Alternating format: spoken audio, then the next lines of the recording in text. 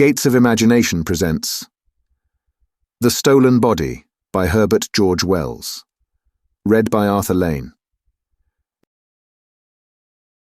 Mr. Bessel was the senior partner in the firm of Bessel, Hart and Brown of St. Paul's Churchyard, and for many years he was well known among those interested in psychical research as a liberal-minded and conscientious investigator. He was an unmarried man, and instead of living in the suburbs, after the fashion of his class, he occupied rooms in the Albany, near Piccadilly. He was particularly interested in the questions of thought transference and of apparitions of the living, and in November 1896, he commenced a series of experiments in conjunction with Mr. Vincey of Staple Inn, in order to test the alleged possibility of projecting an apparition of oneself by force of will through space. Their experiments were conducted in the following manner. At a prearranged hour, Mr. Bessel shut himself in one of his rooms in the Albany, and Mr. Vincey in his sitting room in Staple Inn, and each then fixed his mind as resolutely as possible on the other. Mr. Bessel had acquired the art of self-hypnotism, and so far as he could, he attempted first to hypnotize himself and then to project himself as a phantom of the living across the intervening space of nearly 2 miles into Mr. Vincey's apartment. On several evenings, this was tried without any satisfactory result. But on the 5th or 6th occasion, Mr. Vincey did actually see or imagine he saw an apparition of Mr. Bessel standing in his room. He states that the appearance, although brief, was very vivid and real. He noticed that Mr. Bessel's face was white and his expression anxious, and moreover, that his hair was disordered. For a moment, Mr. Vincey, in spite of his state of expectation, was too surprised to speak or move, and in that moment it seemed to him as though the figure glanced over its shoulder and incontinently vanished. It had been arranged that an attempt should be made to photograph any phantasm seen, but Mr. Vincey had not the instant presence of mind to snap the camera that lay ready on the table beside him, and when he did so, he was too late. Greatly elated, however, even by this partial success, he made a note of the exact time and at once took a cab to the Albany to inform Mr. Bessel of this result. He was surprised to find Mr. Bessel's outer door standing open to the night, and the inner apartments lit and in an extraordinary disorder. An empty champagne magnum lay smashed upon the floor. Its neck had been broken off against the inkpot on the bureau and lay beside it. An octagonal occasional table, which carried a bronze statuette and a number of choice books, had been rudely overturned, and down the primrose paper of the wall inky fingers had been drawn, as it seemed for the mere pleasure of defilement. One of the delicate chintz curtains had been violently torn from its rings and thrust upon the fire, so that the smell of its smouldering filled the room. Indeed, the whole place was disarranged in the strangest fashion. For a few minutes, Mr. Vincey, who had entered sure of finding Mr. Bessel in his easy-chair awaiting him, could scarcely believe his eyes, and stood staring helplessly at these unanticipated things. Then, full of a vague sense of calamity, he sought the porter at the entrance lodge. "Where is Mr. Bessel?" he asked. "Do you know that all the furniture is broken in Mr. Bessel's room?" The porter said nothing, but obeying his gestures came at once to Mr. Bessel's apartment to see the state of affairs. "This settles it," he said, surveying the lunatic confusion. "I didn't know of this. Mr. Bessel's gone off. He's mad." He then proceeded to tell Mr. Vincey that about half an hour previously, that is to say, at about the time of Mr. Bessel's apparition in Mr. Vincey's rooms, the missing gentleman had rushed out of the gates of the Albany into Vigo Street, hatless and with disordered hair, and had vanished into the direction of Bond Street. "And as he went past me," said the porter, "he laughed, a sort of gasping laugh, with his mouth open and his eyes glaring. I tell you, sir, he fair scared me. Like this." According to his imitation, it was anything but a pleasant laugh. He waved his hand, with all his fingers crooked and clawing, like that, and he said in a sort of fierce whisper, "Life! Just that one word. Life. "Dear me," said Mr. Vincey. "Tut tut." And dear me. He could think of nothing else to say. He was naturally very much surprised. He turned from the room to the porter, and from the porter to the room in the gravest perplexity. Beyond his suggestion that probably Mr. Bessel would come back presently and explain what had happened, their conversation was unable to proceed. "It might be a sudden toothache," said the porter. "A very sudden and violent toothache, jumping on him suddenly like and driving him wild. I've broken things myself before now in such a case." He thought. If it was, why should he say life to me as he went past? Mr. Vincey did not know. Mr. Bessel did not return, and at last Mr. Vincey, having done some more helpless staring, and having addressed a note of brief inquiry and left it in a conspicuous position on the bureau, returned in a very perplexed frame of mind to his own premises in Staple Inn. This affair had given him a shock. He was at a loss to account for Mr. Bessel's conduct on any sane hypothesis. He tried to read, but he could not do so. He went for a short walk, and was so preoccupied that he narrowly escaped a cab at the top of Chancery Lane. And at last, a full hour before his usual time, he went to bed. For a considerable time he could not sleep because of his memory of the silent confusion of Mr. Bessel's apartment, and when at length he did attain an uneasy slumber, it was at once disturbed by a very vivid and distressing dream of Mr. Bessel. He saw Mr. Bessel gesticulating wildly, and with his face white and contorted, and inexplicably mingled with his appearance, suggested perhaps by his gestures, was an intense fear, an urgency to act. He even believes that he heard the voice of his fellow experimenter calling distressfully to him, though at the time he considered this to be an illusion. The vivid impression remained, though Mr. Vincey awoke. For a space he lay awake and trembling in the darkness, possessed with that vague, unaccountable terror of unknown possibilities that comes out of dreams upon even the bravest men. But at last he roused himself and turned over and went to sleep again, only for the dream to return with enhanced vividness. He awoke with such a strong conviction that Mr. Bessel was in overwhelming distress and need of help, that sleep was no longer possible. He was persuaded that his friend had rushed out to some dire calamity. For a time he lay reasoning vainly against this belief, but at last he gave way to it. He arose against all reason, lit his gas, and dressed, and set out through the deserted streets, deserted save for a noiseless policeman or so and the early news carts, towards Vigo Street to inquire if Mr. Bessel had returned. But he never got there. As he was going down Long Acre, some unaccountable impulse turned him aside out of that street towards Covent Garden, which was just waking to its nocturnal activities. He saw the market in front of him, a queer effect of glowing yellow lights and busy black figures. He became aware of a shouting, and perceived a figure turn the corner by the hotel and run swiftly towards him. He knew at once that it was Mr. Bessel, but it was Mr. Bessel transfigured. He was hatless and dishevelled. His collar was torn open. He grasped a bone-handled walking cane near the ferrule end, and his mouth was pulled awry. And he ran, with agile strides, very rapidly. Their encounter was the affair of an instant. "Bessel!" cried Vincey. The running man gave no sign of recognition, either of Mr. Vincey or of his own name. Instead, he cut at his friend savagely with the stick, hitting him in the face within an inch of the eye. Mr. Vincey, stunned and astonished, staggered back, lost his footing, and fell heavily on the pavement. It seemed to him that Mr. Bessel leapt over him as he fell.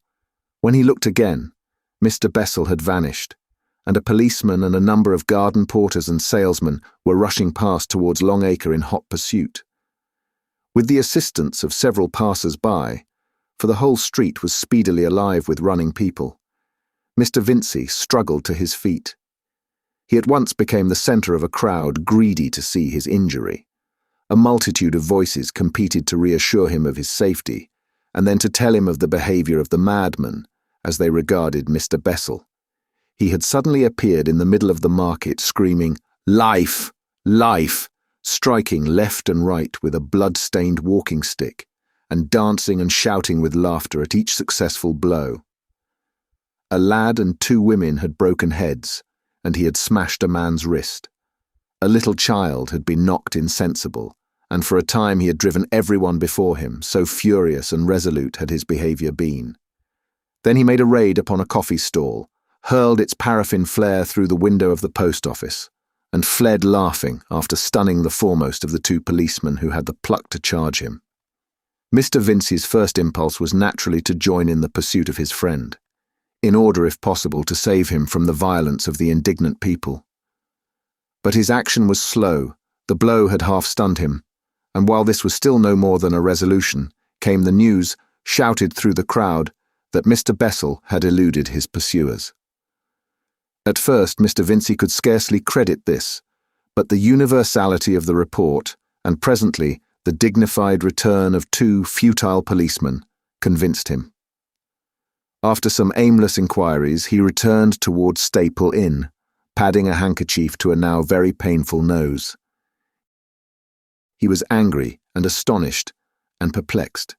It appeared to him indisputable that Mr. Bessel must have gone violently mad in the midst of his experiment in thought transference, but why that should make him appear with a sad white face in Mr. Vincey's dreams seemed a problem beyond solution.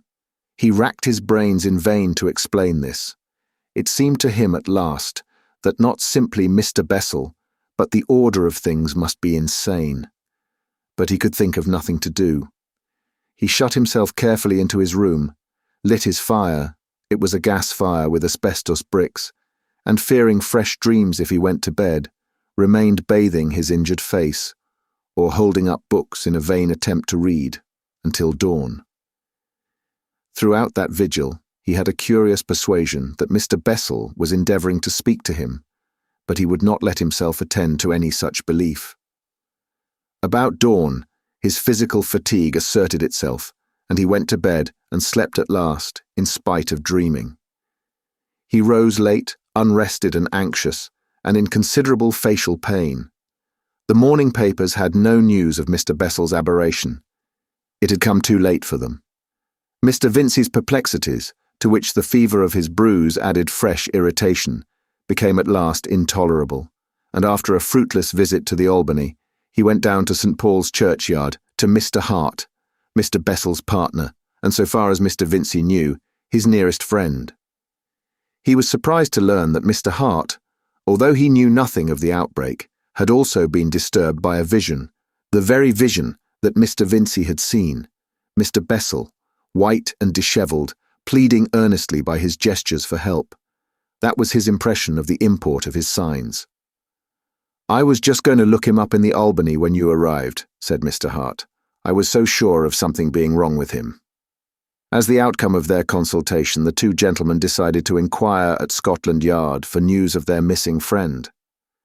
"He is bound to be laid by the heels," said Mr. Hart. "He can't go on at that pace for long." But the police authorities had not laid Mr. Bessel by the heels. They confirmed Mr. Vincey's overnight experiences and added fresh circumstances, some of an even graver character than those he knew. A list of smashed glass along the upper half of Tottenham Court Road, an attack upon a policeman in Hampstead Road, and an atrocious assault upon a woman. All these outrages were committed between 12:30 and 1:45 in the morning. And between those hours, and indeed, from the very moment of Mr. Bessel's first rush from his rooms at 9:30 in the evening, they could trace the deepening violence of his fantastic career. For the last hour, at least from before 1, that is, until 1:45, he had run amok through London, eluding with amazing agility every effort to stop or capture him. But after 1:45 he had vanished. Up to that hour, witnesses were multitudinous.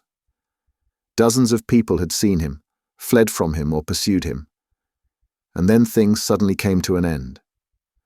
At 1:45, he had been seen running down the Euston Road towards Baker Street, flourishing a can of burning colza oil and jerking splashes of flame therefrom at the windows of the houses he passed. but none of the policemen on Euston Road beyond the waxwork exhibition, nor any of those in the side streets down which he must have passed had he left the Euston Road, had seen anything of him. Abruptly, he disappeared. Nothing of his subsequent doings came to light, in spite of the keenest inquiry. Here was a fresh astonishment for Mr. Vincey. He had found considerable comfort in Mr. Hart's conviction. He is bound to be laid by the heels before long, and in that assurance he had been able to suspend his mental perplexities, but any fresh development seemed destined to add new impossibilities to a pile already heaped beyond the powers of his acceptance. He found himself doubting whether his memory might not have played him some grotesque trick, debating whether any of these things could possibly have happened. And in the afternoon, he hunted up Mr. Hart again to share the intolerable weight on his mind. He found Mr. Hart engaged with a well-known private detective, but as that gentleman accomplished nothing in this case, we need not enlarge upon his proceedings. All that day Mr. Bessel's whereabouts eluded an unceasingly active inquiry, and all that night. And all that day there was a persuasion in the back of Vincey's mind that Mr. Bessel sought his attention, and all through the night Mr. Bessel, with a tear-stained face of anguish, pursued him through his dreams.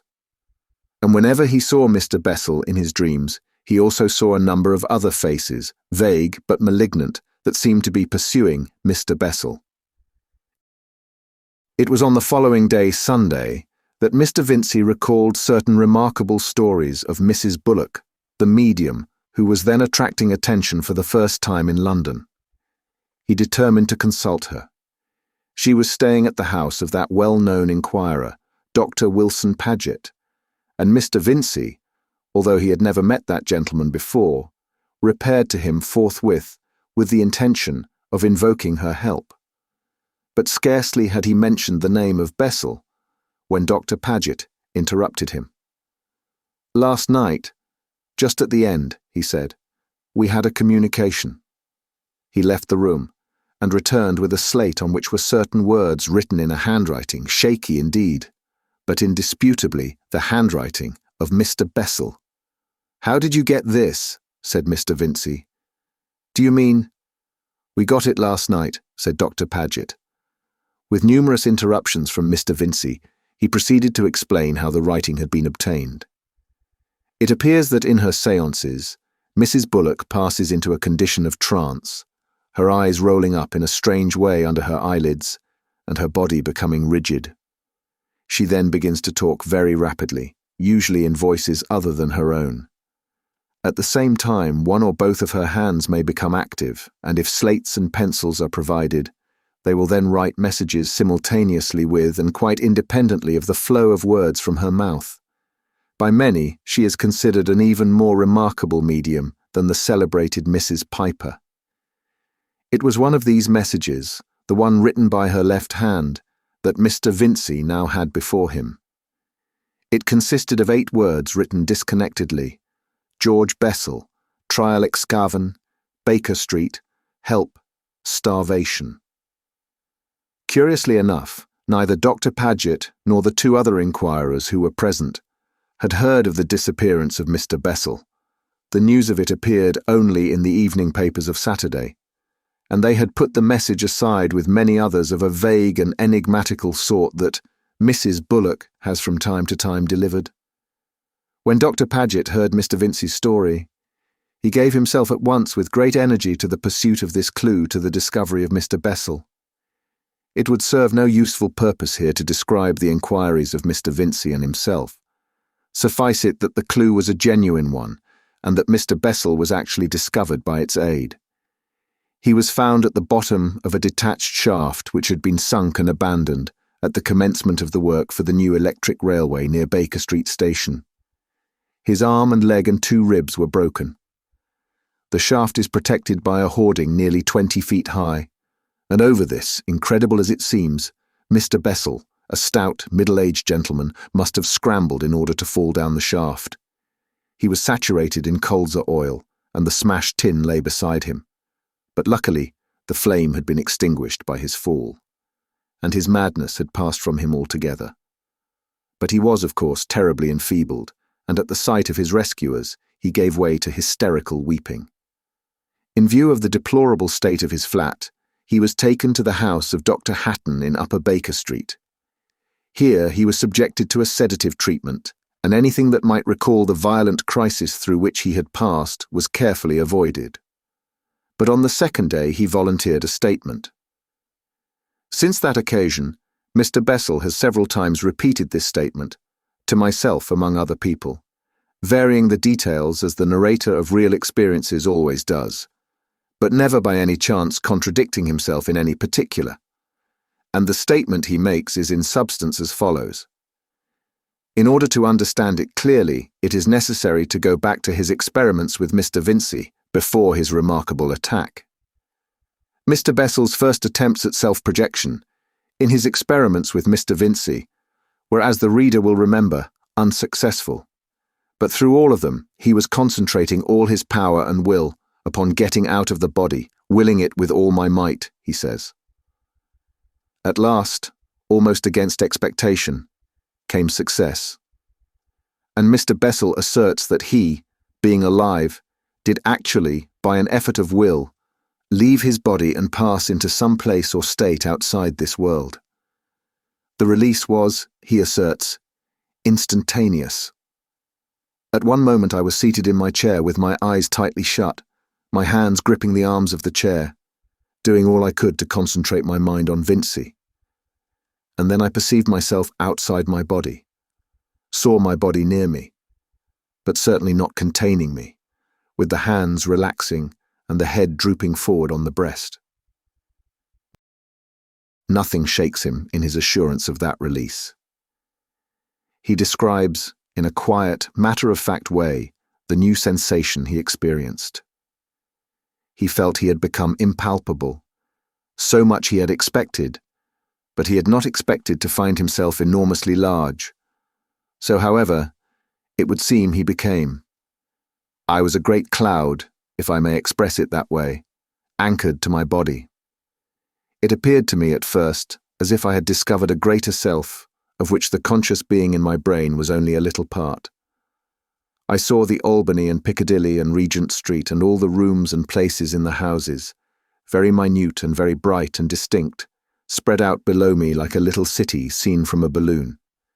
Every now and then vague shapes like drifting wreaths of smoke made the vision a little indistinct, but at first I paid little heed to them. The thing that astonished me most, and which astonishes me still, is that I saw quite distinctly the insides of the houses as well as the streets, saw little people dining and talking in the private houses, men and women dining, playing billiards, and drinking in restaurants and hotels, and several places of entertainment crammed with people. It was like watching the affairs of a glass hive. Such were Mr. Bessel's exact words as I took them down when he told me the story. Quite forgetful of Mr. Vinci, he remained for a space observing these things. Impelled by curiosity, he says, he stooped down, and with the shadowy arm he found himself possessed of, attempted to touch a man walking along Vigo Street. But he could not do so, though his finger seemed to pass through the man. Something prevented his doing this, but what it was, he finds it hard to describe. He compares the obstacle to a sheet of glass. I felt as a kitten may feel, he said, when it goes for the first time to pat its reflection in a mirror. Again and again, on the occasion when I heard him tell this story, Mr. Bessel returned to that comparison of the sheet of glass.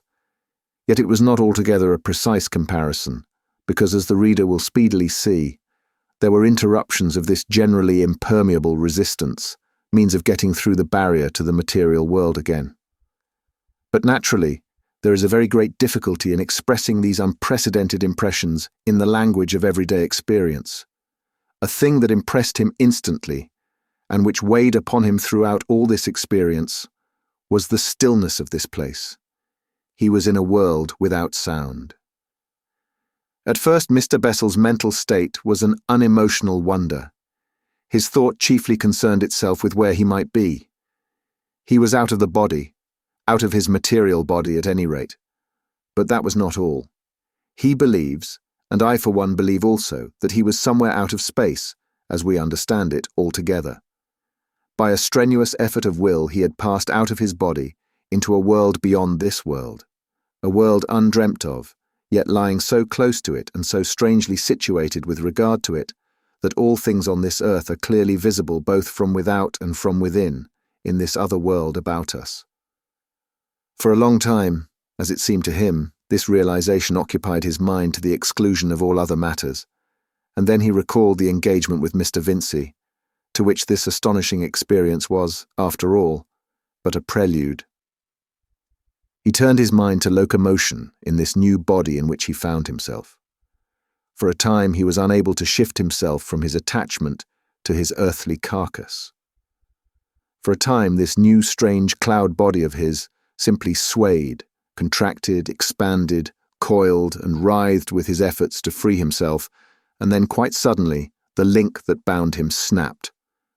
For a moment everything was hidden by what appeared to be whirling spheres of dark vapor, and then through a momentary gap he saw his drooping body collapse limply, saw his lifeless head drop sideways, and found he was driving along like a huge cloud in a strange place of shadowy clouds that had the luminous intricacy of London spread like a model below. But now he was aware that the fluctuating vapor about him was something more than vapor, and the temerarious excitement of his first essay was shot with fear. For he perceived, at first indistinctly, and then suddenly very clearly, that he was surrounded by faces, that each roll and coil of the seeming cloud stuff was a face, and such faces, faces of thin shadow, faces of gaseous tenuity, faces like those faces that glare with intolerable strangeness upon the sleeper in the evil hours of his dreams. Evil, greedy eyes that were full of a covetous curiosity, faces with knit brows and snarling, smiling lips. Their vague hands clutched at Mr. Bessel as he passed, and the rest of their bodies was but an elusive streak of trailing darkness. Never a word, they said, never a sound from the mouths that seemed to gibber. All about him they pressed in that dreamy silence, passing freely through the dim mistiness that was his body, gathering ever more numerously about him. And the shadowy Mr. Bessel, now suddenly fear-stricken, drove through the silent, active multitude of eyes and clutching hands. So inhuman were these faces, so malignant their staring eyes and shadowy, clawing gestures, that it did not occur to Mr. Bessel to attempt intercourse with these drifting creatures. Idiot phantoms they seemed, children of vain desire, beings unborn and forbidden the boon of being, whose only expressions and gestures told of the envy and craving for life that was their one link with existence. It says much for his resolution that, amidst the swarming cloud of these noiseless spirits of evil, he could still think of Mr. Vincey. He made a violent effort of will and found himself, he knew not how, stooping towards Staple Inn, saw Vincey sitting attentive and alert in his armchair by the fire, and clustering also about him, as they clustered ever about all that lives and breathes, was another multitude of these vain, voiceless shadows, longing, desiring, seeking some loophole into life. For a space, Mr. Bessel sought ineffectually to attract his friend's attention. He tried to get in front of his eyes, to move the objects in his room, to touch him. But Mr. Vincey remained unaffected, ignorant of the being that was so close to his own. The strange something that Mr. Bessel has compared to a sheet of glass separated them impermeably. And at last, Mr. Bessel did a desperate thing. I have told how that in some strange way he could see not only the outside of a man as we see him, but within. He extended his shadowy hand and thrust his vague black fingers, as it seemed, through the heedless brain. Then suddenly, Mr. Vincey started like a man who recalls his attention from wandering thoughts, and it seemed to Mr. Bessel that a little dark red body situated in the middle of Mr. Vincey's brain swelled and glowed as he did so. Since that experience he has been shown anatomical figures of the brain, and he knows now that this is that useless structure, as doctors call it, the pineal eye. For strange as it will seem to many, we have, deep in our brains, where it cannot possibly see any earthly light, an eye. At the time this, with the rest of the internal anatomy of the brain, was quite new to him. At the sight of its changed appearance, however, he thrust forth his finger, and rather fearful still of the consequences, touched this little spot. And instantly Mr. Vincey started, and Mr. Bessel knew that he was seen. And at that instant it came to Mr. Bessel that evil had happened to his body, and behold, a great wind blew through all that world of shadows and tore him away. So strong was this persuasion that he thought no more of Mr. Vincey, but turned about forthwith, and all the countless faces drove back with him like leaves before a gale. But he returned too late. In an instant he saw the body that he had left inert and collapsed, lying indeed, like the body of a man just dead, had arisen by virtue of some strength and will beyond his own. It stood with staring eyes, stretching its limbs in dubious fashion. For a moment he watched it in wild dismay, and then he stooped towards it. But the pane of glass had closed against him again, and he was foiled. He beat himself passionately against this, and all about him the spirits of evil grinned and pointed and mocked. He gave way to furious anger. He compares himself to a bird that has fluttered heedlessly into a room and is beating at the window pane that holds it back from freedom. And behold, the little body that had once been his was now dancing with delight. He saw it shouting, though he could not hear its shouts. He saw the violence of its movements grow. He watched it fling his cherished furniture about in the mad delight of existence, rend his books apart, smash bottles, drink heedlessly from the jagged fragments, leap and smite in a passionate acceptance of living. He watched these actions in paralyzed astonishment. Then once more he hurled himself against the impassable barrier, and then, with all that crew of mocking ghosts about him, hurried back in dire confusion to Vincey to tell him of the outrage that had come upon him. But the brain of Vincey was now closed against apparitions, and the disembodied Mr. Bessel pursued him in vain as he hurried out into Holborn to call a cab. Foiled and terror-stricken, Mr. Bessel swept back again, to find his desecrated body whooping in a glorious frenzy down the Burlington Arcade. And now the attentive reader begins to understand Mr. Bessel's interpretation of the first part of this strange story. The being whose frantic rush through London had inflicted so much injury and disaster had indeed Mr. Bessel's body. But it was not Mr. Bessel. It was an evil spirit out of that strange world beyond existence, into which Mr. Bessel had so rashly ventured.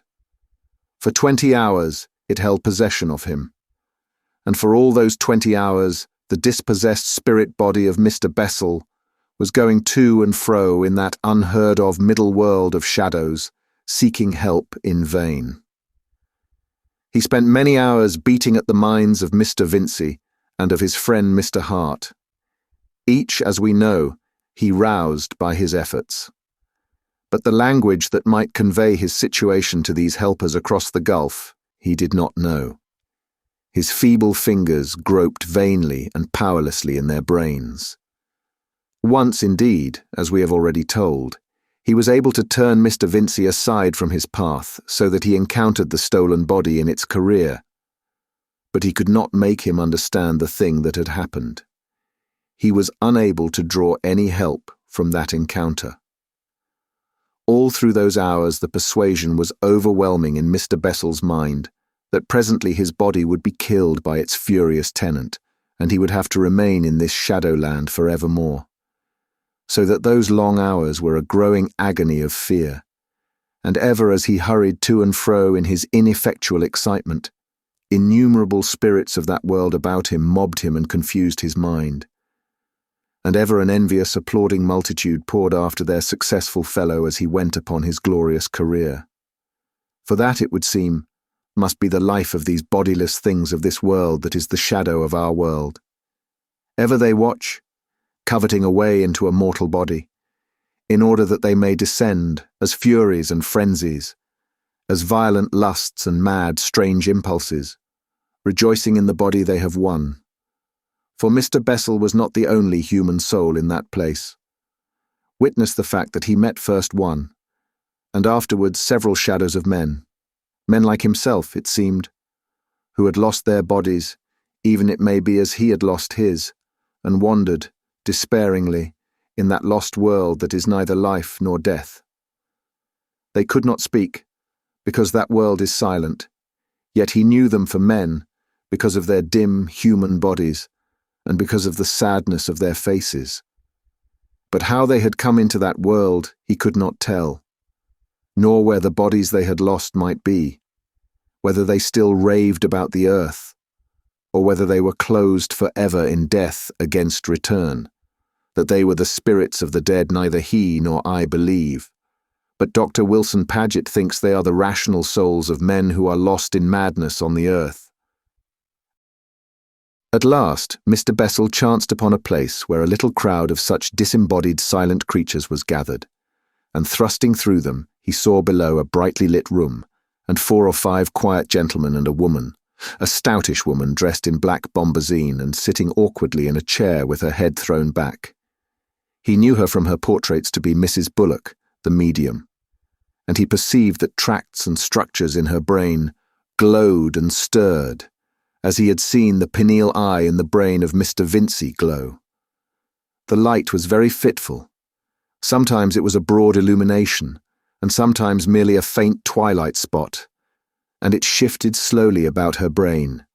She kept on talking and writing with one hand, and Mr. Bessel saw that the crowding shadows of men about him, and a great multitude of the shadow spirits of that shadow land, were all striving and thrusting to touch the lighted regions of her brain. As one gained her brain or another was thrust away, her voice and the writing of her hand changed, so that what she said was disorderly and confused for the most part, now a fragment of one soul's message, and now a fragment of another's, and now she babbled the insane fancies of the spirits of vain desire. Then Mr. Bessel understood that she spoke for the spirit that had touch of her, and he began to struggle very furiously towards her. But he was on the outside of the crowd, and at that time he could not reach her, and at last, growing anxious, he went away to find what had happened meanwhile to his body. For a long time he went to and fro, seeking it in vain and fearing that it must have been killed, and then he found it at the bottom of the shaft in Baker Street, writhing furiously and cursing with pain. Its leg and an arm and 2 ribs had been broken by its fall. Moreover, the evil spirit was angry because his time had been so short and because of the pain, making violent movements and casting his body about. And at that, Mr. Bessel returned with redoubled earnestness to the room where the séance was going on. And so soon as he had thrust himself within sight of the place, he saw one of the men who stood about the medium, looking at his watch, as if he meant that the séance should presently end. At that a great number of the shadows who had been striving turned away with gestures of despair. But the thought that the séance was almost over only made Mr. Bessel the more earnest, and he struggled so stoutly with his will against the others that presently he gained the woman's brain. It chanced that just at that moment it glowed very brightly, and in that instant she wrote the message that Dr. Wilson Paget preserved.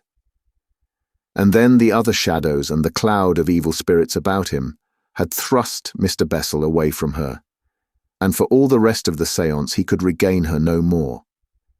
So he went back and watched through the long hours at the bottom of the shaft, where the evil spirit lay in the stolen body it had maimed, writhing and cursing and weeping and groaning, and learning the lesson of pain. And towards dawn, the thing he had waited for happened. The brain glowed brightly, and the evil spirit came out, and Mr. Bessel entered the body he had feared he should never enter again. As he did so, the silence, the brooding silence, ended. He heard the tumult of traffic and the voices of people overhead, and that strange world that is the shadow of our world, the dark and silent shadows of ineffectual desire and the shadows of lost men, vanished clean away. He lay there for the space of about 3 hours before he was found. And in spite of the pain and suffering of his wounds, and of the dim, damp place in which he lay, in spite of the tears wrung from him by his physical distress, his heart was full of gladness to know that he was nevertheless back once more in the kindly world of men. Thank you for listening. If you like our recordings, consider liking this video and subscribing to our channel so you don't miss any more audiobooks.